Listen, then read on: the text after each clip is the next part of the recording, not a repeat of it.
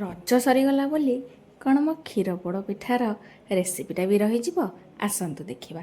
ତ କ୍ଷୀରକୁ ଫୁଟେଇବା ପାଇଁ କିଛି ସମୟ ଛାଡ଼ିଦେବା। ତା ଭିତରେ ଅଲଗା ଗୋଟେ ଜାଗାରେ ଛେନା, ନଡ଼ିଆ ଆଉ ଚିନିକୁ ଟିକେ ଭାଜିଦେବା। ସେଇ ଫୁଟୁଥିବା କ୍ଷୀରରେ କଟା ହେଇଥିବା ନଡ଼ିଆ, ଭଜା କାଜୁ, ତେଜପତ୍ର, ମିଠା ଅନୁସାରେ ଚିନି ପକାଇକି ମିଶାଇଦେବା।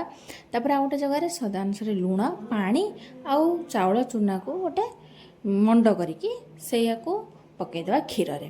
ତାପରେ ତାକୁ ଭଲସେ ମିଶାଇ ସିଝିଗଲା ପରେ ଅଳ୍ପ ଅଳ୍ପ ଚୁନା ତା ଉପରେ ଦେଇକି ଗୋଟେ ବଢ଼ିଆ ଜନ୍ତୁଣୀଟେ ପ୍ରସ୍ତୁତ କରିଦେବା।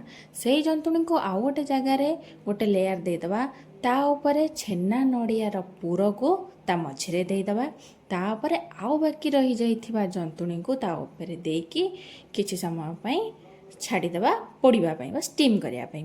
ତାପରେ ରେଡ଼ି ହେଇଯିବ ଆମର କ୍ଷୀର ପୋଡ଼ପିଠା।